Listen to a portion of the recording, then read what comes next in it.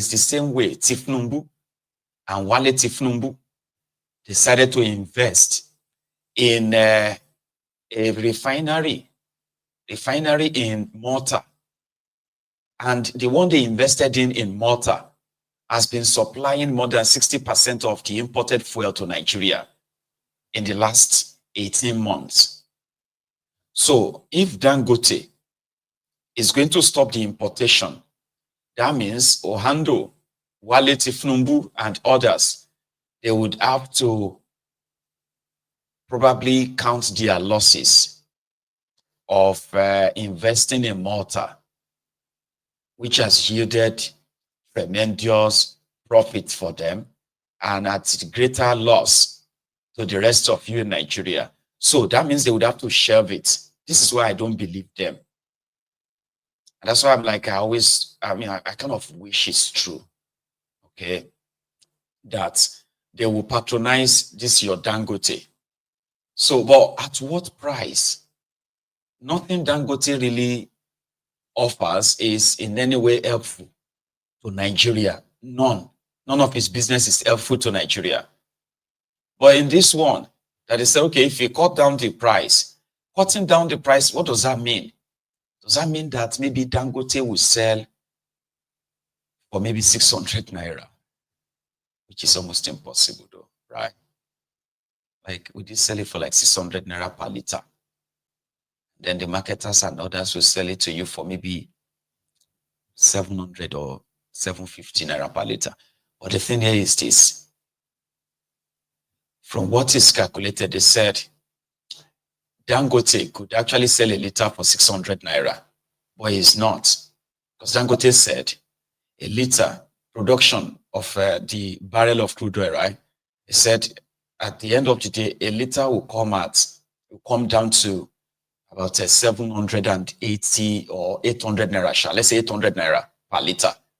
So Dangote is selling it for 990, means Dangote is making profit of 190 naira on every liter of petrol every liter of petrol sold to these marketers.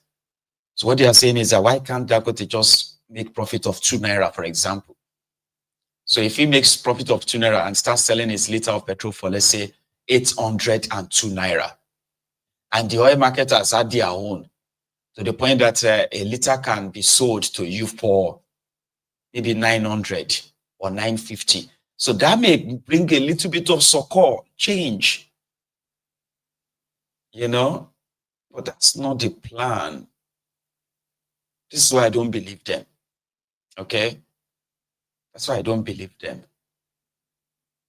This announcement, even though I want to believe them, right? But they have still not been honest. Here is what that guy who told us that Dangote's oil is too expensive. This is what he had to say now. We didn't start lifting products with Dangote, but we get assurance we are going to start lifting directly through Dangote. And that is the reason why we call this CWC, to inform all members to get set for taking product through Dangote direct, not through the third party. We didn't start lifting product. So this is, like I said, I'm trying to kind of like break it down. Sure you get now. So that the way they always bombard you with all this news, and then you wait and wait and wait and nothing happens. So that you can ask the right questions, okay? Like you'll be asking the right question. They have not started lifting from Dangote because of this price disparity. NNPCL said, Dangote, this is them again, making a U-turn. Mele Kyari said, Dangote's petrol is a top-class petrol product. Even though they told us before that his product wasn't good enough. Mele Kyari now is made a U-turn. He said, Dangote's product is premium, like class, that a lot of you in Nigeria can't pay for it. But they, in NNPC, they have stopped their future plan of importing fuel. Even though, again, the same NNPCL and others, they were in court this last week, where Dangote went to court to ask the court to stop them from importing petroleum to Nigeria. So they went to court and asked the court to throw the case out. Dangote cannot tell them not to import fuel. The court hasn't decided yet, but this week, the NNPC is now saying, yeah, we are stopping the importation of fuel, but you Nigerians, you cannot pay for Dangote's petrol with all this your keke na pep. That's why I said this is your keke na pep and all of that. Yeah, the only better fuel for you is all these adulterated ones they are importing. But when it comes to Dangote's oil, it is so premium that it cannot be sold the same price of the imported ones. So, in other words, it means that Dangote's petroleum will remain expensive, not cheap. One of the reasons why they claimed they are not buying from him. So then the Ipman says they have received assurance. What kind of assurance? Discounted price? Cheap or what? In the same vein, in their media, they claim that, and it is all their handiwork, they claim that the landing cost of imported petrol to Nigeria has reduced. Are you following, right? The same people, they are putting out all this news. So now them, they put out all of this news. So if landing cost means the imported fuel, adulterated, that is in, yeah, is now cheaper. So Dangote's oil is purer, but expensive. So it's not going to be cheaper. So the oil marketers received assurance. What kind of assurance? You know? Because the bottom line is this. Nigerians are having serious economic problems today where businesses are struggling because of the cost of PMS, the cost of energy. So there is no end in sight for that, right? I mean, that's my own assessment. There is no end in sight. So you either get used to it or you just kind of like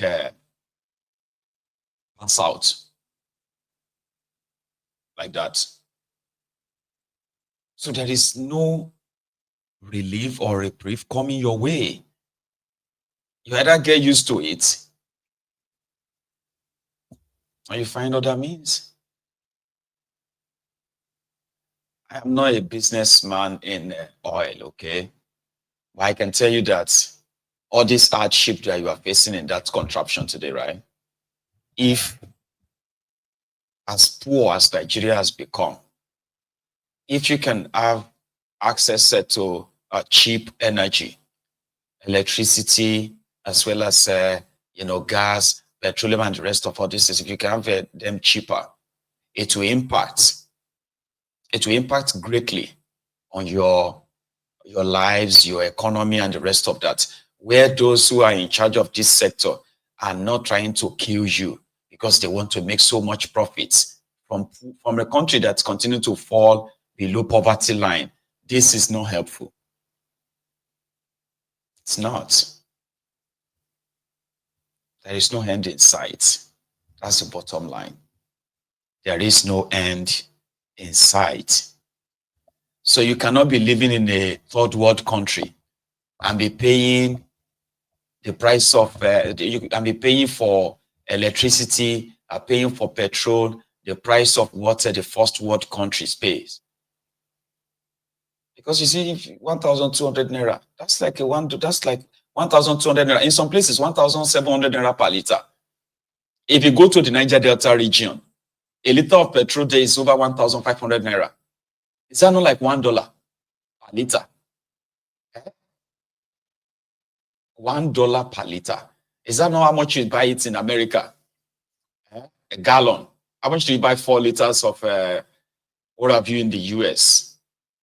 $4, $3. That's the first world country. In the UK here, right? We don't have petrol like, it's not that much, except the one we have in Aberdeen, right? And that is not enough for us in the whole UK. So we have to kind of get from Russia, maybe not from Russia anymore, but we have to get from Africa. So which means we imported our own gas, petrol, and all that to serve this economy. But you have it in your country. You have everything there. You know the story of how they've sold everything or they've used it for collateral or so. Lying to you. Non-reliable criminals, But here, a liter is a £1.35. No, that's like 3,000 naira, abi? But similarly, in this same country, an hour job in this country is about minimum of 11 pounds. 1 hour job in the UK. 1 hour job in America, I think it's about $15 or how much? So if we begin to convert 1 liter of petrol in the UK for 3,000 naira, then maybe we'll convert an hour job in the UK as well. So an hour job in the UK is 11 pounds. Do you know what is 11 pounds in Nigeria? That is like, that's almost 30,000 naira. Abi, 10 pounds should be 23,000 naira. So 1 pound is that's probably like about 27,000 naira, 1 hour job. You have a chance of working for 10 hours a day. So 10 hours, that's how much? 100 and, what's that? 101 or 111. Yeah, that's like 101 pounds. Do you know how much is a 10-hour job in the UK? That's over 250,000 naira. Just 1 day job, 10 hours. Even if you are, this is like if you are a cleaner, you are a cleaner. So that means a cleaner can afford to buy 10 liters of petroleum or let me say even 20 liters of petrol in her own car, and he can use that for like over a week. And when she works for that 1 week, she can make more than after tax, so she can make more than 600, 700 pounds. Yeah. So if you want to start converting this to naira, similarly in America, you work for 10 hours in America, you get paid how much? $140. So if you work for a whole week, that means you can possibly make close to $600. So then you pay $4 per gallon. You see the difference? In Nigeria, you are paying 1,500 naira to 1 liter of petroleum. In Nigeria, and the minimum wage in Nigeria is 70,000 naira a month. Do you see the difference? If anyone is telling you that how much do you buy petrol in America, how much do you buy and they quickly convert it to naira, they should also convert what you make if you are working. Number one, you are not going to buy the petrol to power your house, to fuel your generator. I don't know how they even calculate that electricity one. How do you calculate that electricity one? Unit is now sold for about 250 naira or so, or 300 naira, from what used to be about 60 naira. It jumped straight to over 200 naira units, right? You don't even have the electricity. You have darkness. You are paying for darkness. We don't pay for darkness here. We pay for electricity.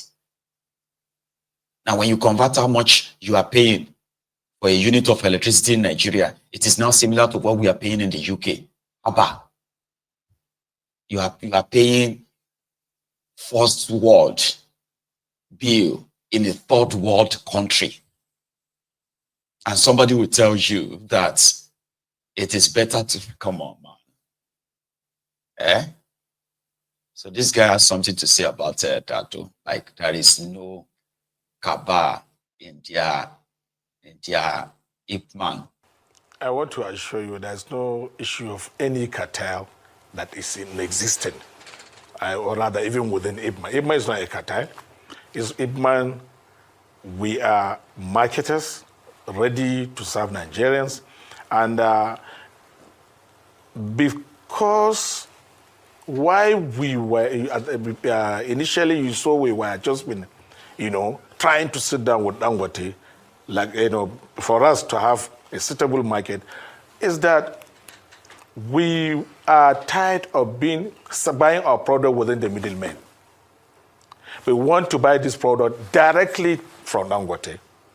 And things now has been normalized. We are happy.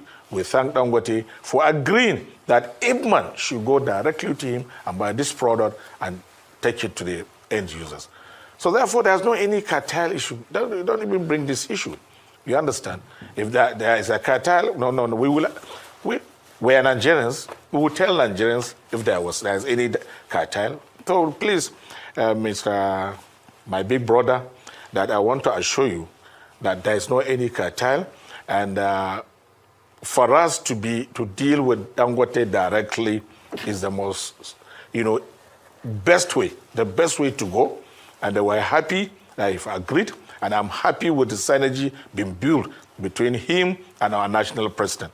And I want to reassure again that please give us a time between today and tomorrow. You will hear the nitty-gritty of our agreement with him and the price. The price will be much favorable to both we, the independent marketers, and the people that will go to our retail outlet and buy. That's the consumer.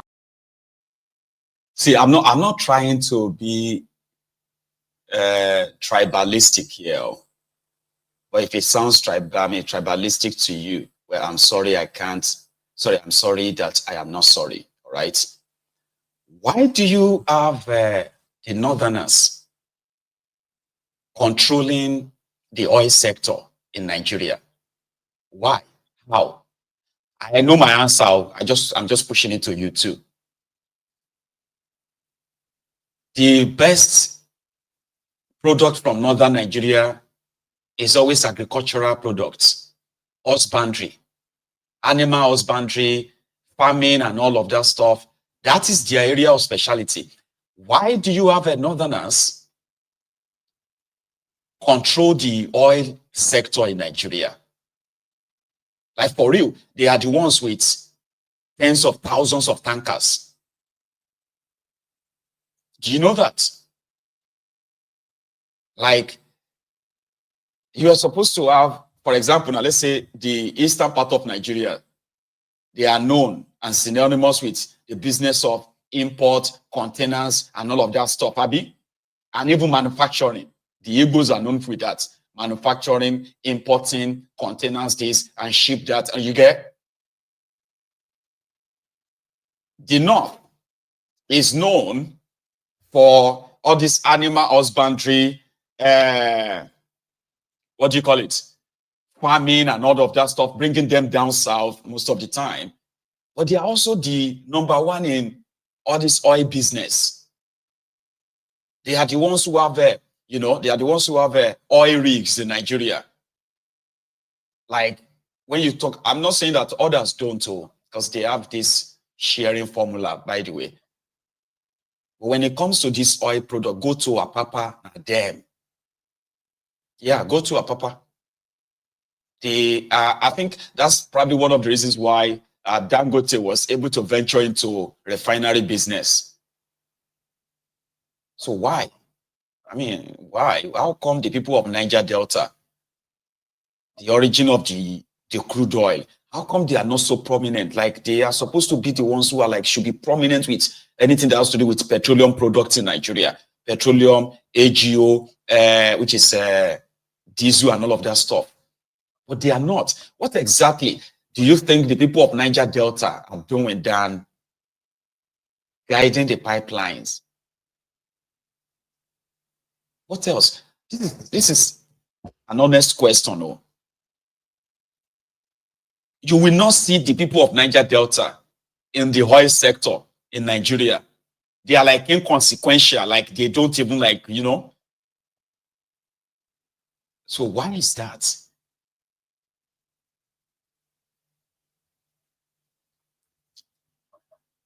Yeah, no, those are the cartels, so to say. The cartel are the Hausas, are the Fulanis, and the Northerners, Kanuris, and all these guys, right? And it's because of the years of military program, the military, adventure in Nigeria. The military rulers, they are mostly from northern Nigeria. Here you get. So they are the ones who have been always, they've laid the foundation for allocating oil blocks, oil rigs, all those things to their own kinsmen, while the people of the owners of the oil and all of them, they are just there. Like how come that the people who owns the oil, I mean, who owns the oil themselves, they are never really prominent in the whole business of it? I'll leave you with that. Maybe, so you get me now. I'll leave you with that to kind of, reason it. Just reason. Help us reason.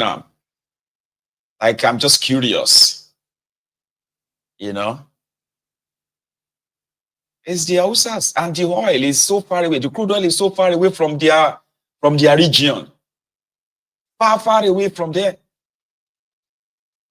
But they are the cabals that determines what happens in the oil sector in Nigeria. So no wonder that they claim that the oil in Bayelsa belongs to Jigawa. The crude oil in Imo belongs to Jigawa. The gas in Imo belongs to Jigawa. The oil in Abia belongs to Jigawa.